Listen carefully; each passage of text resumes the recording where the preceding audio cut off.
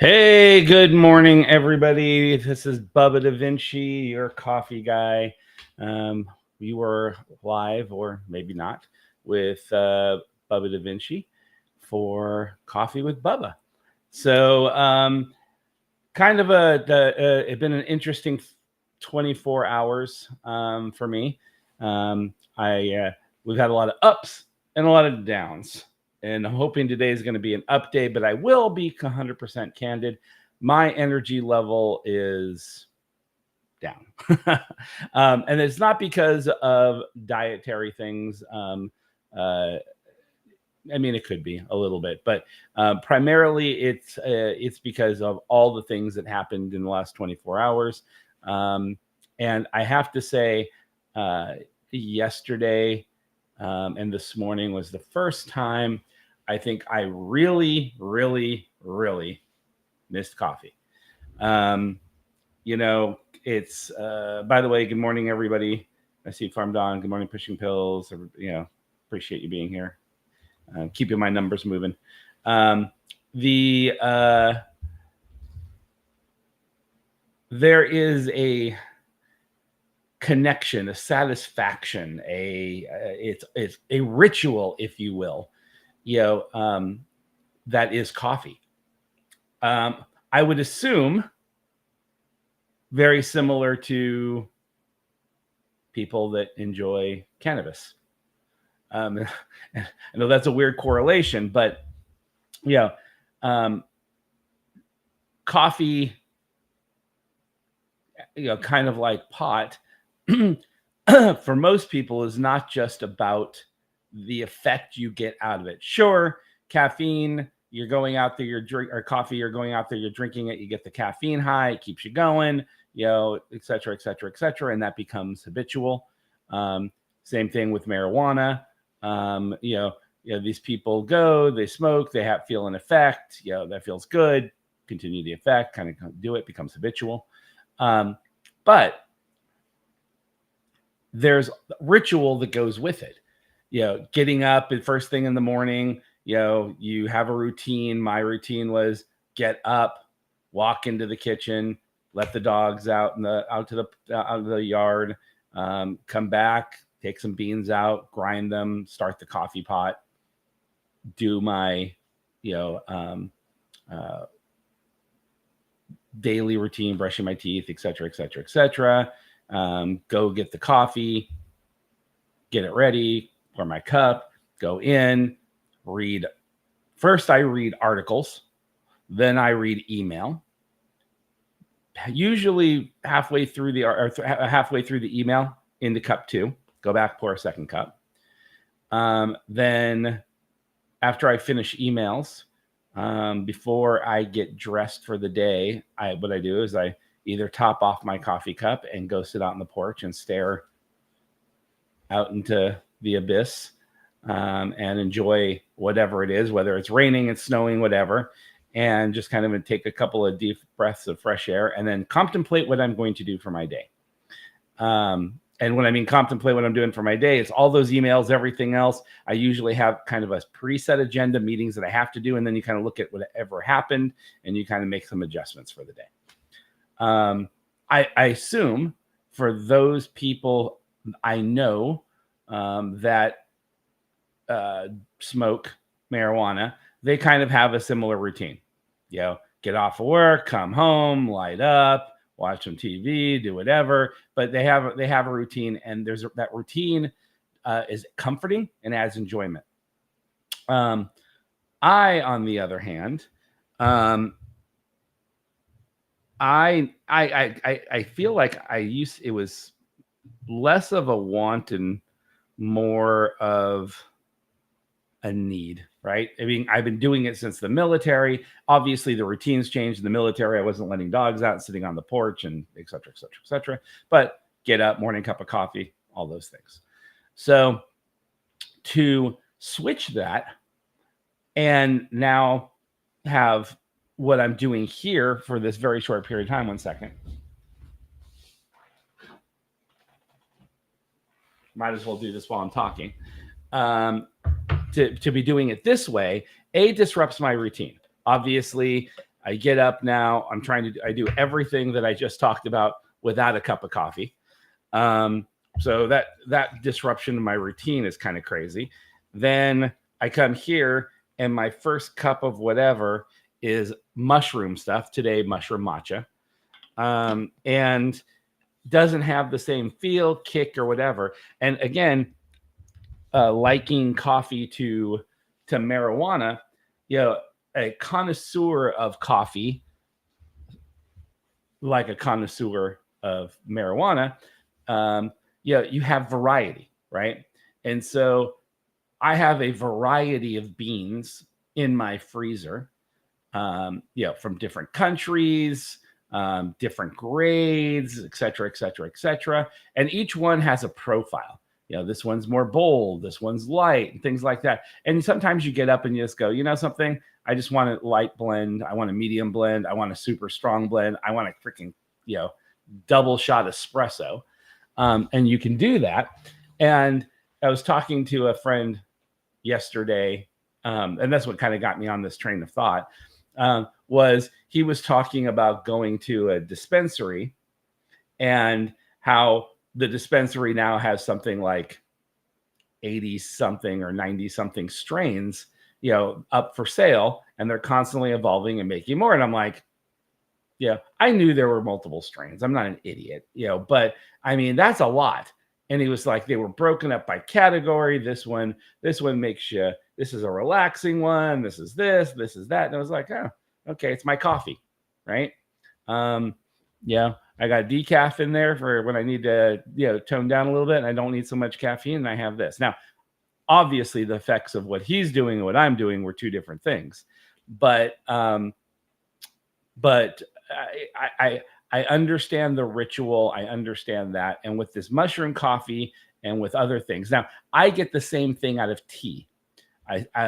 In the wintertime, I have my 1 cup of coffee, and then the rest of the day, because I switch over to teas, green teas, black teas. I've got probably twice as many teas as I have coffee. But I like hot drinks. And so, that's kind of my thing. And yesterday, with the stress hitting me, my first instinct would be go grab a cup of coffee, sit down, start figuring this out. And I didn't have that luxury because I'm seriously trying to maintain on this process without deviation, because it's like any experiment. If you deviate, then the experiment's not valid. And so I said, no coffee for 30 days, minimum 90 days if I feel like this mushroom stuff is working, because I need to give the opportunity for me to feel all the effects here. And if I'm doing this other stuff as part of it, not going to work. So that was hard yesterday. And then getting up this morning and checking my emails and looking at what I have to do to recover from yesterday, I instantly went to go get my coffee. I was halfway through grinding the beans when I realized my watch beeped and said, I got to get ready for the stream. And I was like, crap, I can't drink this. And so I dumped my beans in the garbage can and moped and walked out of the kitchen. So that's how my morning started. And again, I think the low energy went because I think my brain was anticipating that big pump of of caffeine into my body. When I didn't get it, it was kind of disappointing. So, excuse me. This morning, I decided I was going to go ahead and move over back to the mushroom matcha. I actually enjoy this. It doesn't have the kick. It doesn't have any of the satisfaction of coffee. But after that disappointment with the coffee bean, I decided there was absolutely no way I could drink that mushroom coffee this morning.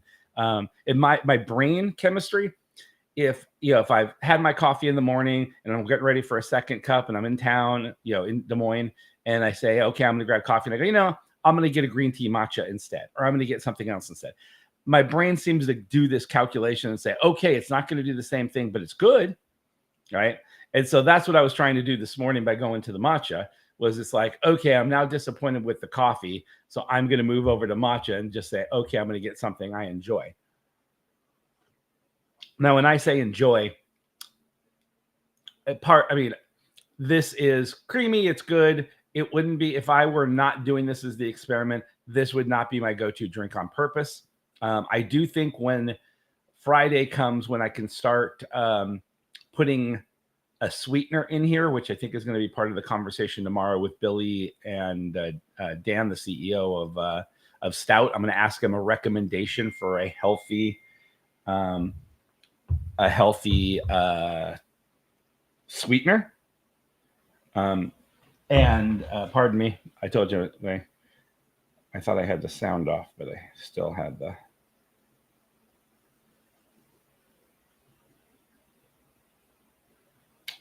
Okay, so that's actually about what we're going to talk about today. So yeah, so there we are. Before we get into this, going to do something for the Olympic. Go do our Olympic medal count. I do not want to miss an Olympic medal count, especially today. Yeah, baby. This is where my energy is going to come back up for a short period of time. And so I am so proud of the Americans. I've been bitching about how they need to just get up there and get their crap done. And guess what? Boom. USA. Number one, baby. Number one. Yes, sir. Yes, sirree. And yesterday, my prediction came true. That's right. I told them how they could do it. I said, this is what you need to do. And they did it. And they took number one. We just knocked China out of that slot. Yeah, baby. Okay, let's do this. All right. So number one. Can't say that enough. Number one. See it back there? Number one. United States, 21 gold medals. Number two, China, 21 gold medals. How did that happen? It's a tie. I told you yesterday, the only way the Americans were going to go ahead and take the number one slot, they were so superior. Their numbers are so far ahead in overall medal count that if they could just tie the Chinese and hold that tie, the overall medal count would put them to the number one slot as the to the number one slot. That's what it is. So number three, France, 13. Good morning, Vanessa Creates.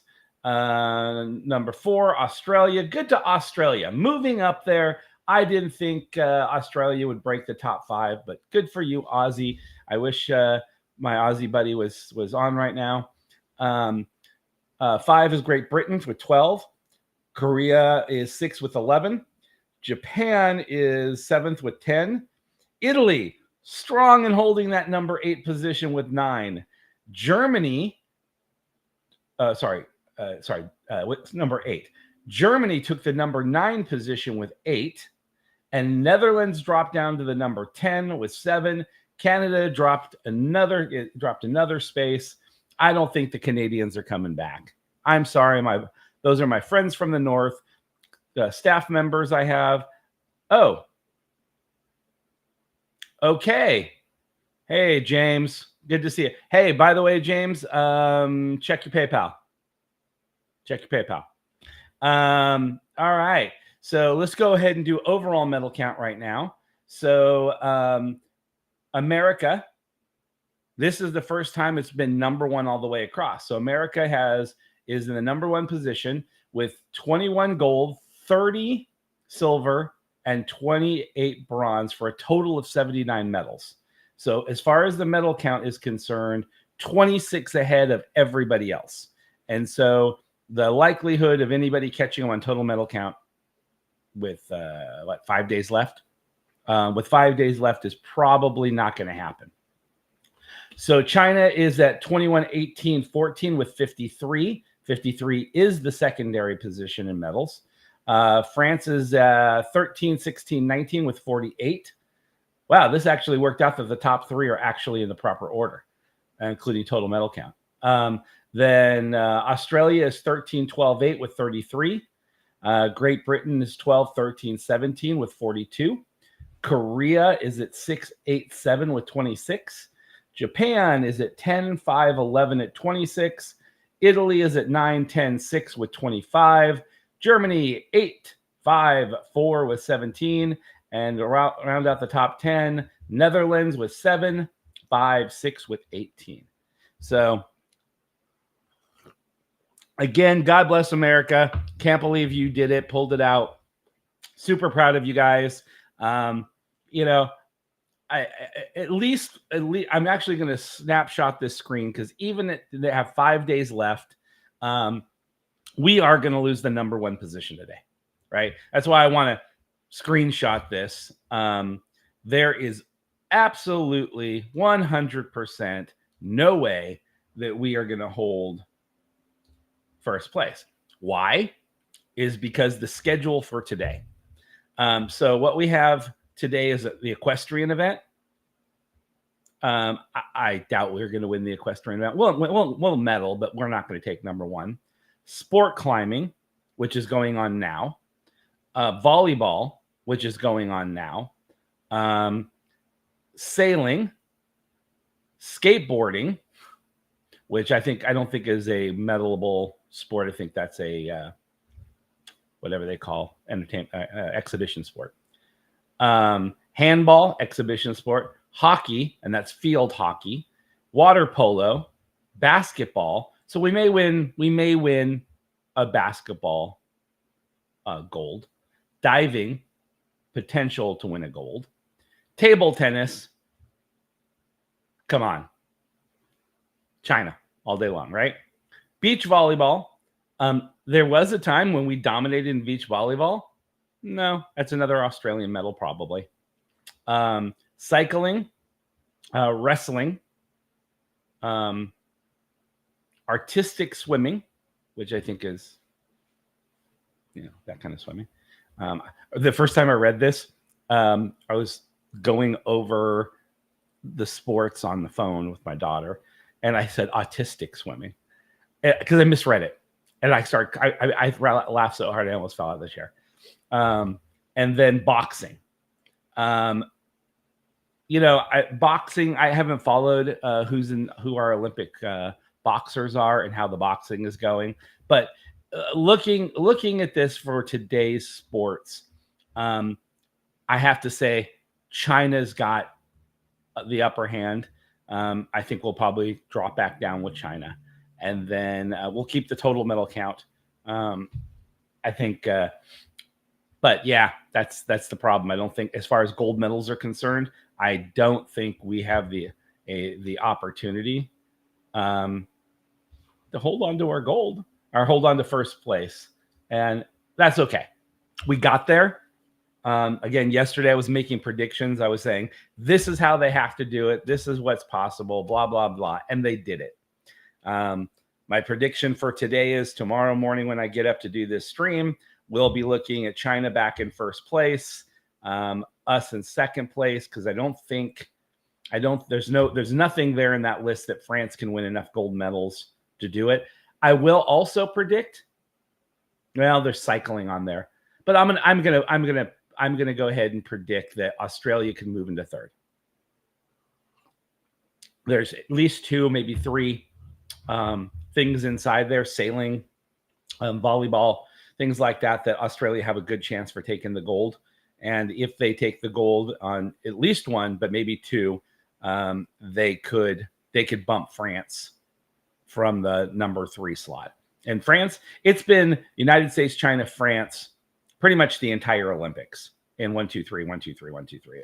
As far as France has been pretty solid at 3. I don't think it's moved from 3. And we in China have been doing the dance. But I'm tired of losing the dance, guys. Yeah. But today we're proud. All right. All right, let's get into our news stories really quick. We're already at 21 minutes in. The big one I want to cover is, I told you, we were talking yesterday about the economic situation, meltdown in Southeast Asia. Companies are closing down left and right. One of my favorite breweries, Peachtree, is closing down today. I also got word that 2 or 3 other businesses that I'm a really big fan of and I follow. I almost invested in Peachtree, and so that one really shocks me. But beer in general, beer goes through these massive cycles. First, in the late 80s, we had microbreweries, and it was shot up massively, and then a bunch of them failed and closed down and everything else. And this time we had craft beer, and for about 5 years, you couldn't throw a rock and not hit a brewery. Now beer is on the downswing again, and in the last 6 months, I know of at least 11 craft breweries that have closed down. Peachtree now being another one, but these are signs of the economy, restaurants, things like that. And the things that not only does the American situation with our economy, our politics, or all that stuff affect all the economies, but things like this. So yesterday there was a rocket attack in Iraq on a U.S. military base. I know a bunch of people were injured. I don't know how many people were killed. They're still doing assessments, but we are not leaning towards. We are teetering on the edge of several major wars or situations. So what's happening in the Middle East is completely blowing up. I hate that because I have a lot of friends both in Israel and in the Middle East. I've traveled extensively throughout the Middle East, both in the military and in my personal life. I love my Middle Eastern friends. It's so hard to kind of go through, because most of the people I know aren't the extremists. And even if they are, I bear no ill will as an ex-military guy and an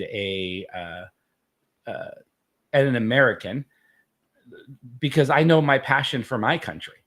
And that doesn't, and so when something happens and someone, spits on you, meaning the country, or something major happens, you get your dander up and you do what you have to do.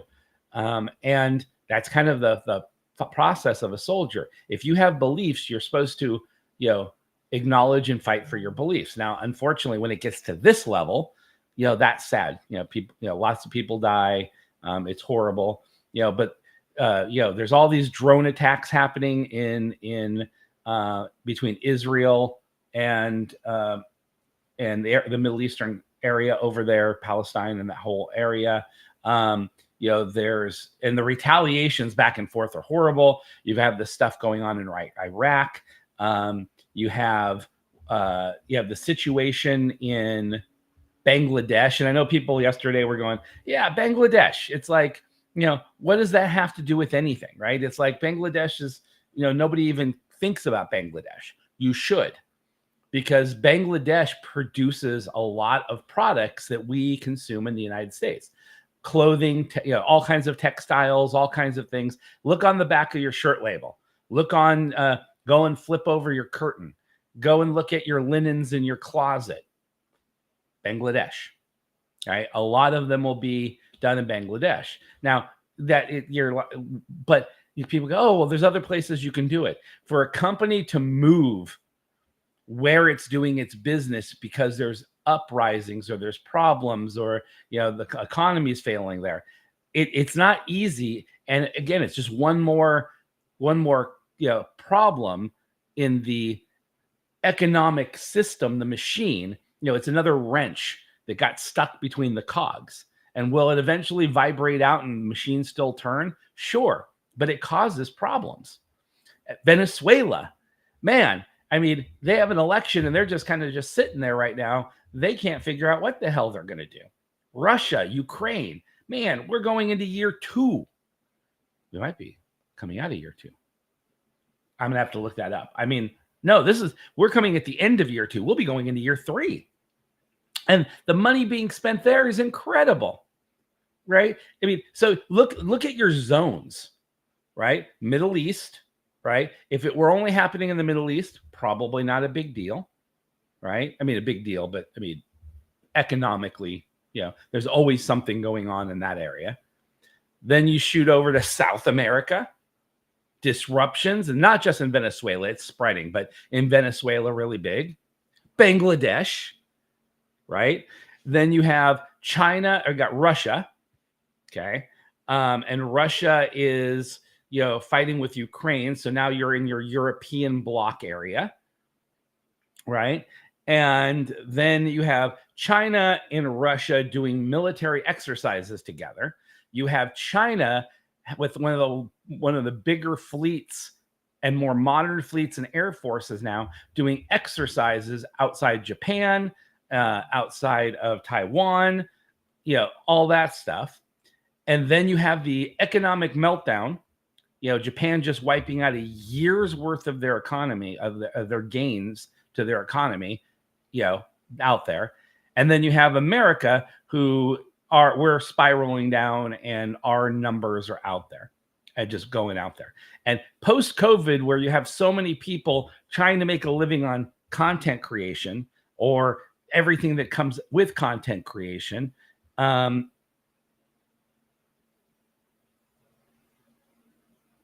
okay.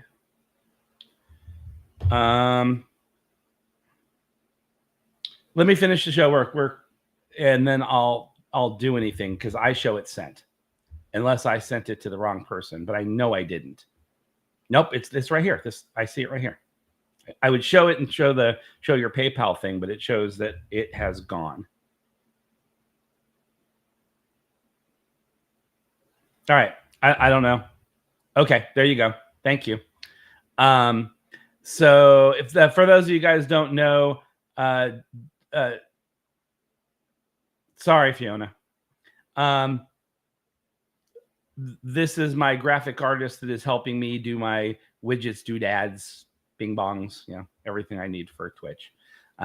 So we have some, hopefully tomorrow today before the end of the day, no, that's okay. That's 100% okay. I want to have all the graphics up before I head out for this 3-week journey. So we're all set. Anyway, so that's the news. We should seriously be aware. I would tell you, I know a few people watch this afterwards and everything else. From my previous days, economy, I don't believe, is going to get any better soon. Start thinking about squirreling away a little bit of money. Start, so that way, if things get really bad and numbers start dropping and things like that for you, you have a little bit of extra side money that's going out there. Inflation is just going up, up, up. I don't see a quick solution to any of this. And if we get tied up in any of these war type situations, it's just, the world's going to be a mess. So we'll keep our fingers crossed and everything else. So let's talk about messes. That's a good segue. And we are exactly at the 30-minute mark. So that's perfect. Love my matcha. I really don't love this matcha, but anyway.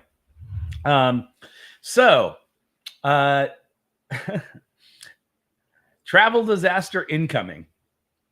So we've only been broadcasting for a little over a week. I mean, I'm going to start episoding this. This would be episode 9. All right. Sunday would have been 1 week at 7. Monday was 8. Today's 9. Today's Tuesday. So 9 days into broadcasting, made affiliate. Things have been going good. For 2 weeks before that, and I talked about this, we're getting ready to do a series of really big trips, a ton of content creation. I mean, we're really going out there. And I think Farmed On is going to be joining us for part of it. Hope. Trainer Club and I are heading out in 48 hours, and that one is one long one. But we've got several big trips here in the United States. We have an international trip that we have planned. There's a bunch of activities that we have going. We have product launches. We're super excited about all the things that are going on. Now, to get all these done, right? Booking of flights, booking of hotels, all the logistics for the film shoots, we got teams going out multiple places. So at one time, I've got one team on the East Coast and one in the central United States area in Colorado. And then, but everybody's traveling from different areas. Like to get to the Colorado event, I've got them coming from 3 different places in the United States. Same thing with we're in Tennessee. So we're all over the place. We're moving all this stuff. And part of this is also not only the moving of general equipment, camera equipment, all this other stuff, ordering things in, gear being ordered and delivered to the hotels or to a location or whatever. This involves the moving of vehicles. We now have 3 and soon to be 4 vehicles in our fleet that are not, when I say in our fleet, these are vehicles that are built out for these shows with the vendors that have to get there, and they end up going from one location, like they're staged someplace. Usually like we do an event in California, say, and then instead of moving it and having it someplace else and having to move it twice, we leave it in California in a storage facility unless we have to do work on it, and then we'll move it. And then right before the other event, we have the vehicle shipped to the other location about a week early so it can be worked on, cleaned up, tested, everything else, and then it goes to that show. And then it may get driven for content, to a couple other things, and it gets cleaned up and it gets set again. So we've got these vehicles, staged. And here I am, and Billy and I, or Trainer Club and I, are heading down to Florida with a Jeep Rubicon X stock. It's a stock vehicle, means nothing has been done to the vehicle. This is the way that Jeep created and went to the factory. And we have 8 or 10 vendors. I can't remember. So we've done this a multiple times. So I think it's 8 vendors that over the next 120 days, the vehicle goes out to them, sometimes being driven, sometimes being shipped. This time it's being shipped down to Florida, in which we have to be there. We have to meet the truck. We pick it up, and then it goes wherever the vendor is. And we record the vendor putting their parts on the Jeep, explaining what the parts are, how they operate, et cetera, et cetera, et cetera. We interview the CEOs. We do a tour of the company. We do the whole thing. And then afterwards, we take it out for test runs. And then it goes out, and then we go to the next location. We do the build.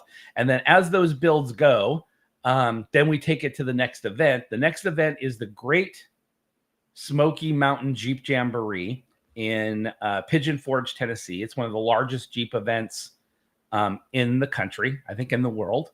There'll be, 50,000 to 100,000 physical Jeeps there, and so many people that you can't even move or breathe for 3 days, and everything off-road 4-wheel drive Jeep. It's a crazy, amazing event. And our Jeep, the one we're talking about, will be on display there. At that point, we'll have 4 new products on it, and we'll have the videos out so people can go and see how the transition happened, and then see it there, and people will be able to tour it and play with it and, do that stuff. So kind of cool, kind of fun. All right. So lots of logistics and lots of things going on with that. Well, what the hell happens but Hurricane Debbie, right? And so it was a tropical storm. Everything was going as normal. Now, on top of that, part of me going to Florida, I was going a day early, and my daughter was giving, I think I did tell you guys on air, my daughter was giving bone marrow, and they're doing it in Florida, and she had to go down there, get ready, do the shots and everything else to give it. So she got notified, and I got notified about 2 hours apart, or maybe an hour apart. I got notified first. I got notification from the airlines that my flight was canceled. And I was like, well, that's weird. So I called the airlines, and they said This tropical storm has now become an official hurricane. It's going to hit in the next so many hours. We're canceling all flights for the next day, day and a half. And then we're going to have to move around flights to get people in and out. So your flight has been canceled. We are going to redo your flight. And I'm thinking, oh, crap. That affects a whole lot of things. And so I'm like, okay, I'm going to get back to you. I have to make some phone calls, blah, blah, blah. So I call my daughter, and my daughter's like, I just got that same message. I called. They are no longer going to be doing my bone marrow thing in Florida. They are now sending me to Washington, D.C. Now, interestingly enough, my daughter has been in an internship in Washington, D.C. the entire summer. She just left there to go back to college and take all her stuff back. And then they were flying her down yesterday to Florida. So then she goes, okay, now they're just flying me back to DC where I was at. I could have just stayed there. And I don't know why they didn't just have her do it there to begin with, since she's been living there for the last 3 months and she was still there when she did the deal, but they wanted her down in Florida. So she, knew she had to get ready for school, got her apartment ready, blah, blah, blah, blah, blah, and then was ready to fly out. But now just going back to DC. But anyway, that's not my gig. But I can't go to DC. I have to be in Florida. So I said, I'm sorry. So I'm not going to be there with her. So now she's flying in a friend to be with her there. But that was like, oh, this sucks. That's not a fun process. She's nervous. She's scared. It hurts. And I wanted to be there as a parent. And that wasn't going to happen now. And so that was kind of just a pissy situation. Then I had to look at the logistics for everything we had done and planned for Florida because of this. So my Jeep's on a truck heading down.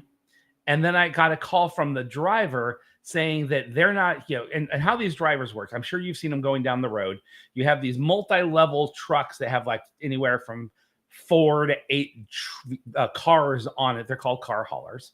And you pay them and they come pick up your vehicle. And what they do is they pick up and drop off vehicles to, across the United States. And they set up a route. So like I needed to go down to Florida. So my driver happened to have drops all the way down the East Coast. And so I was able to get on his, and you set a date and they go, yep, we can do it at that date. And they just work their way down, dropping off cars until they're empty. And then they do a pickup set again, and they pick up and they drop off. And that's what they do. It's kind of like a bus ride. Someone gets on, someone gets off, and you have a route. And so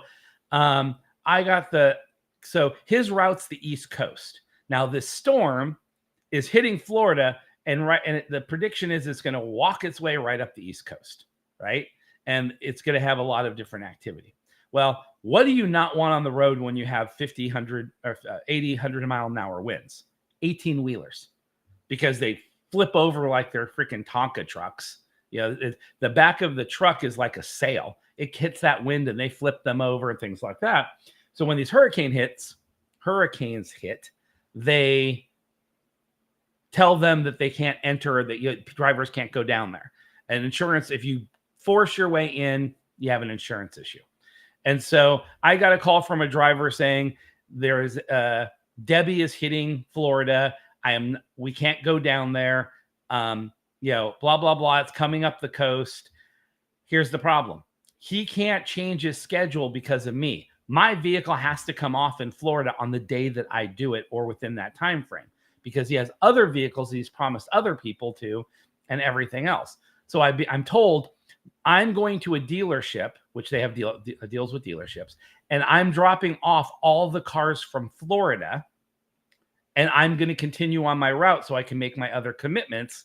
You need to call the broker, the person who sets the appointments for the truck, and arrange to have someone else come pick up your vehicle that can take it down there after the storm has passed. And I go, so you're stranding my vehicle in another state, I don't know where. And then I have to if I try to find someone else to pick up my vehicle and get it down there in the time frame that I paid for, and hope that it makes it or they find someone. Otherwise, I will not make my shoot schedule. Yep, that's what they were telling me. So, I mean, like literally things were collapsing. And then the shit just rolls downhill. It's like, it's like, okay, well, now that I'm not flying in when I'm supposed to because of the storm, you've got to call the hotel and say, I need to cancel my reservation on the hotel. And then you have to deal with that. And any appointments you have. Now, people living down there, you would think, no, that's okay. They know there's a storm. They're living in it. Okay. So that's kind of what this whole segment is about.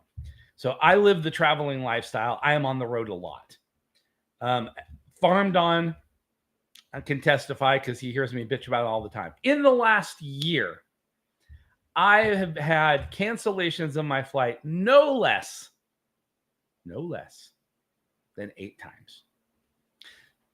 When I went to the last expo just less than a month ago up in Oregon, I was in Colorado and they canceled our flight, and they were saying that I wouldn't be able to get on a flight for 3 days because they canceled a whole bunch of flights because of a massive storm coming through. And there were no hotels. I had to pay for my own hotel because it was an act of God. They are obligated to give you a hotel. They offered to give me my money back, refund my ticket, and then send me back home when that flight was available. And I'm like, well, that doesn't solve my issue. And and here's the problem.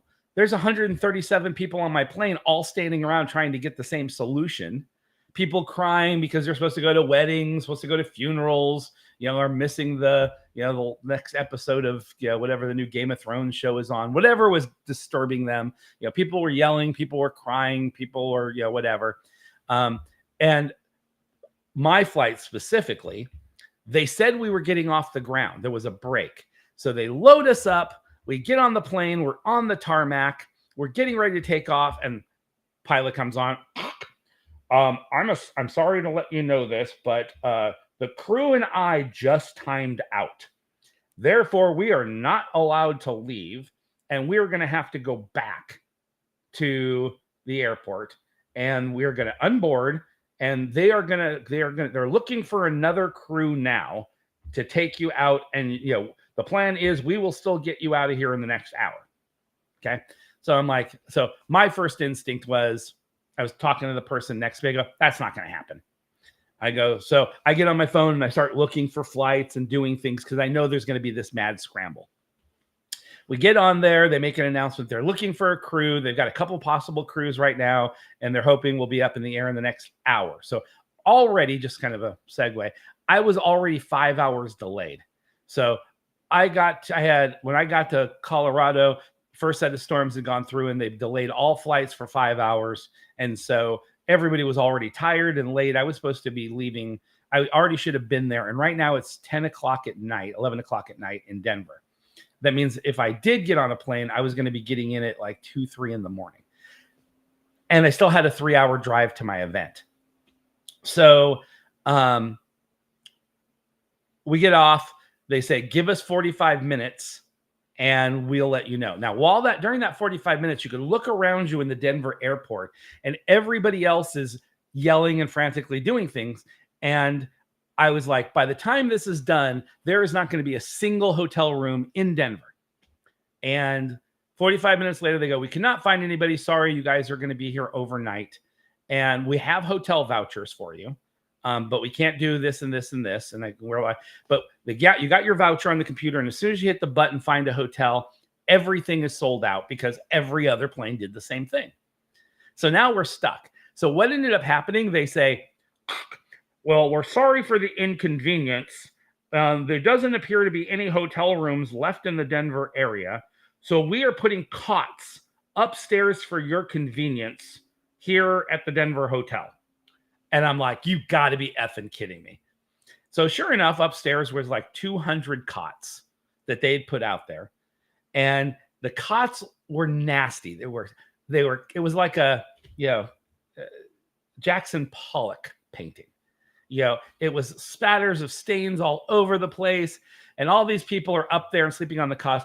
One guy stripped down to his underwear. This guy was so big and obese and overweight, but he stripped down to his underwear in front of probably 300 people and climbed onto the cot and covered himself out and then started snoring like crazy. But they wanted you to sleep. And everybody's sleeping in this area. Kids, women, men. It was like if you wanted to sleep and you wanted a cot, this is where you were. So totally disgusting, everything else. And I called the airlines and they were like, there's nothing you can do now, nothing we can do for you. Well, I also had hotel rooms for that night and I had a rental car. So here's where we go back to it. And here's part of my big, what I think is horrible now with everything. The hotels, they just tell you to go pound dirt. Sorry, you're after 5 o'clock. There's nothing we can do for you.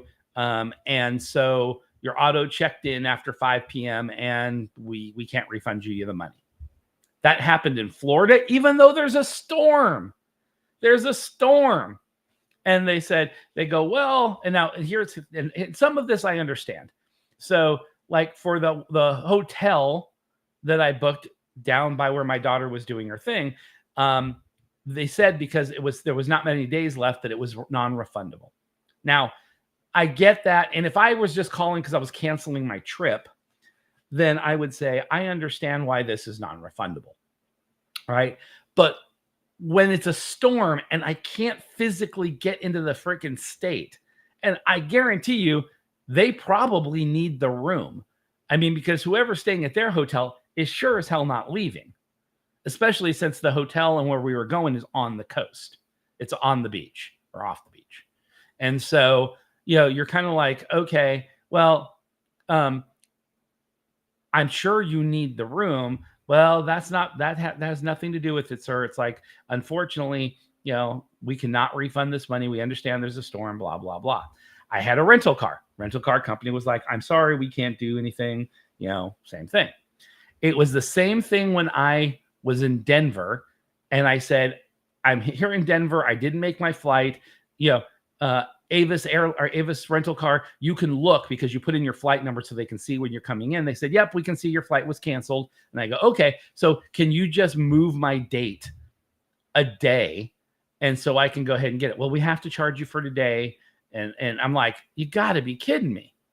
And same thing with the hotel. So not only did I miss my time thing, not only did I have to sleep on a nasty cot, not only was this horrible situation, not only would everything closed, and then they were saying I had to get forward. It was going to be 4 days till I could get there. By the way, that would mean the event was over. I would have missed the entire reason for me going. And they weren't going to do anything for me. They had so many people ahead of me and everything else. They go, we'll get to you in due time, blah, blah, blah, blah, blah. And the lines I was on the phone and waiting in line to talk to the person right there. And, both were going to take more than an hour. So I just started working my own magic. I found another airline that was, well, I won't tell you my solutions yet. But the point being that travel now, you have as the client, is the person the customer who is doing everything and paying these outrageous prices for flights and hotels and everything else, you have very little recourse. Farmdon and I went to Germany, and that poor guy had problems, with luggage, and we both had it. That was when there was a strike in the UK, and there literally luggage was being thrown in a giant warehouse and just tossed on top of each other. There was photos of tens of thousands of bags. Oof, don't remind you. Tens of thousands of bags just tossed there because they didn't have staff to take the bags. So instead of telling you when you booked your ticket, you might want to take it. We're saying, make sure you have a carry-on, make sure you do this, and we can't guarantee your stuff getting there. They didn't tell you about that stuff. And then when you arrived at your destination, it was stuck in the UK. Right. And then all these photos started showing up in newspapers and everything else because you only had one guy working. So his solution was driving into this warehouse and tossing the bags in this pile and thinking they'll sort them out later. Now, some people got their bags back. I know a whole bunch of content creators that did lots of videos, because if they couldn't find the owners of those bags in 6 months, they sold them, because people like Farm Don and other people were given checks for their stuff. If they couldn't find it, and they go, okay, here's what we're going to offer you, and they just paid you, and then they resell your stuff. And this happens all the time. When there's unclaimed luggage, about 4 or 5 times a year, they have auctions where you can buy people's unclaimed luggage. But this time, you're talking about tens of thousands of bags. I will Google it. I really want to say, I'm saying tens of thousands, but I think it was over 100,000 bags that they said that they had unclaimed or could not find owners to. And so that was ridiculous. And that's happened to me before other times, because this is not UK's first strike.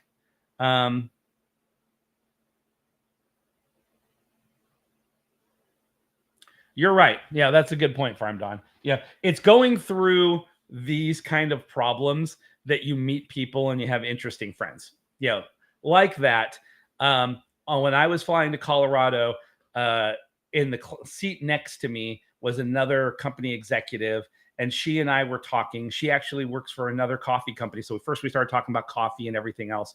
Then she asked where I was going. I said I was going to Oregon, and I said the name of the town, and she goes, "Oh, that's where I'm from."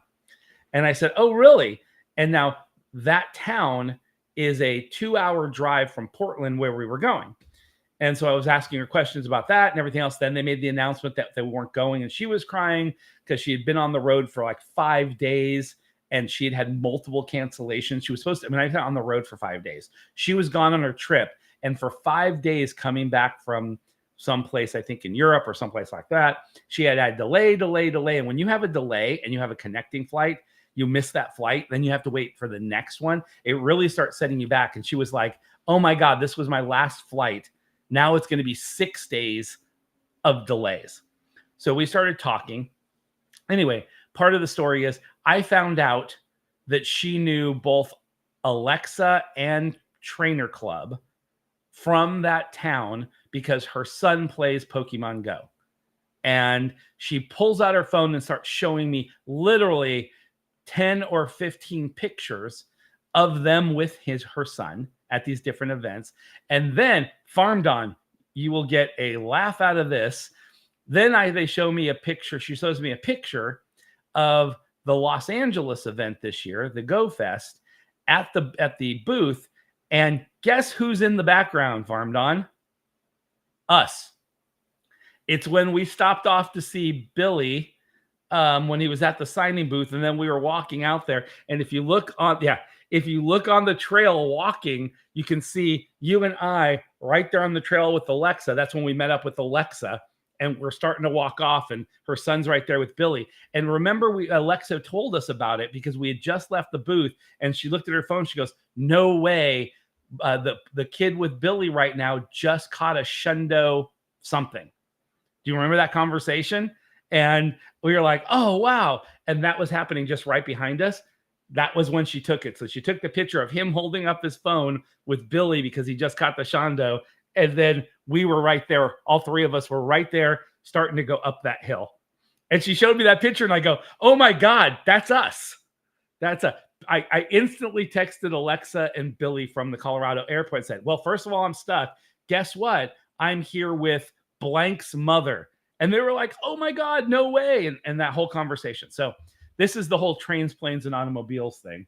I've only got 4 minutes and I'll wrap this and kind of do this. But the funny thing was, we just kind of like with Farm Don and everything else, you just kind of figure a way out. We ended up both getting flights out the next morning, but we had to go, instead of Portland, we had to fly all the way up to Seattle, Washington. And then we were going to have to drive down. We had to rent a car there. Then we had to drive down to Portland to get our luggage because, and by the way, we had to switch airlines because they didn't have any flights there. So we booked tickets to Seattle, picked up a rental car, drove down to Portland, picked up our luggage, which had been delivered to Portland, and then had to drive 2.5 hours over the hill or 3 hours over the hill to get to Bend. So she didn't have a ride. Her husband was supposed to pick her up in Portland. So this lady I had never met before and I made the decision that since we had this, to use his thing, divine intervention, we went ahead and we decided, I said, do you want to just ride with me? I'll rent the car. We'll drive down to Portland. We'll get both of our luggage. We'll drive over the hill. You don't know me, but, we seem to know the same people. Text your husband, see if he's okay with it. He was okay with it. And the journey ended with me making kind of a new friend, another executive friend who works for a coffee company who get me lots of coffee beans. And and the whole thing worked out. Since then, we've had multiple conversations about things, but going back to the original thing, travel has become very difficult. I don't know. I was never a big fan of the customer is always right? Just because you think you're right in an argument doesn't mean you're right. Doesn't mean you should treat the people poorly. By the way, with all those things happening, I still never yelled, cussed at, insulted the hotel people, the car people, the airline people, because they're just the go-between men people, right? It's like, it's not their problem, it's policy. And you can't, and so it does very little good taking it out on them. You want to just come up with a solution and you want to do things. But I do think that over the last 10 years, and Farm Don, you let me know if he does a lot of traveling too. Let me know if you agree or disagree. I feel like it's been the last 10, maybe 15 years that the industry has changed and more power has gotten into the hands of these travel company organizations. And they have just all of a sudden made it very difficult to be a customer. It's like you have very little recourse. You feel powerless. Sorry, you're stuck. Sorry, we're not going to give you your money back. Sorry this, sorry that. And it doesn't affect them if the old thing was, well, I'm just not going to use you anymore, or I'm not going to do this. And nowadays they say, okay, we understand. There's so many people traveling. There's so many people doing things that you're just one person in there and they can just move on to the next. And people take it. I feel like people have become sheep. And there's not any recourse on handling this. And so I find that more and more flights just don't take off. I never remember this many delays or this many issues in all my years of travel prior to this. It has gotten really, really bad. And I don't think it's storms. I don't think it's this. I think that since COVID, even prior, I think pilots are aging out. They're not getting them in there fast enough. I think that there's a shortage. I think that there's a shortage of mechanics and there's lots of maintenance issues. There's very little solutions. And he's right. And there's no threat because, leaving is not a loss to them. Their prices are already higher than they've been for a long time. And they've been able to do that. And they did, and like I said, and everybody's still traveling so much. And it's like people, no matter what your economic situation is, people still just seem to think just keep paying the higher prices. I used to be able to come from Des Moines, Iowa, and go down, if I wanted to go see, go down to Texas and see my daughter down in Austin.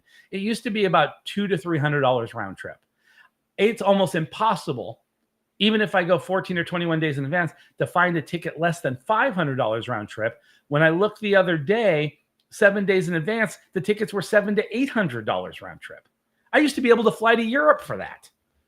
It's just crazy, crazy town. Hotels, when I was in Bend, Oregon for that event, because it was the middle of summer, the cheapest hotel room I could find was $300 a night, upwards to $600 a night. It's like, who's paying these prices? I don't get it. So anyway, I'm still trying to figure out the disaster. I have to get my Jeep down there. I'm still trying to rearrange my flights. My daughter's now in DC. This is affecting multiple things. And there's nothing I can do about it. I mean, I am the highest membership you can with 2 hotels and with 2 airlines. And even that, they're just like, sorry. They work very hard to get you on different flights, but I'm like, and occasionally I'll get them to give me a credit. saying, okay, we'll give you a credit for this flight if you have to rebook with another airline. And that way I'm not losing money. But it is becoming increasingly more difficult to deal with this stuff. And I understand Act of God, I understand stores, but this has really put me in a bad position because literally I'm not leaving Wednesday now. I was supposed to be leaving Wednesday. I'm going to be shooting for a flight on Thursday now because I'm still anticipating my Jeep getting down there by Friday now without the storms. I'll keep you updated. Yeah, kind of bizarre, kind of scary. But anyway, that's the show. Yeah, travel disasters coming. And if anybody is getting ready to travel anywhere along the East Coast, you might want to look at Debbie. I just got another message. Let's see what it says. It's about Debbie. Okay. 5 dead. Hurricane Debbie's bringing massive storms, flooding, and wow. So Hurricane Debbie has already killed 5. And yeah, wow. And it's all the area that we're going to, and apparently flooding and damage is pretty extreme. So that might change my plans even more. I mean, maybe they will cancel my hotel now after that because it's saying that the area that we were going to was hit really hard. And yeah, that's a card I may be able to play. All right, guys, have a great day. Now, remember, tomorrow we will be having 2 shows. We'll have our morning show, which will be at 7 a.m. like every single day. And then tomorrow at 7 p.m. Central Standard Time, we will have the CEO of Stout Nutrition will be coming on board and talking to me and us about healthy product, what you should be looking for. I actually don't know everything that we're going to be talking about. I did receive the product that I ordered, and so I'll be showing that. I will be starting Friday on that product.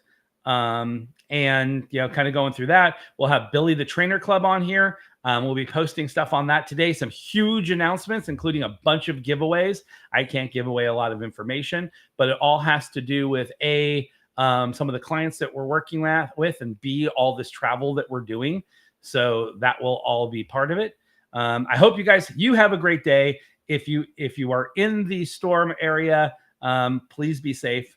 If you're not in the storm area, just say prayers for those people. 5 dead on the first day. First couple of hours of the storm is pretty bad. So I'm glad my driver didn't go down there with my vehicle. Not because of the vehicle, but the driver's safety. And we'll see you tomorrow. So thank you very much. And I'm trying to think. There was one more thing I feel like I had to tell everybody before I got off.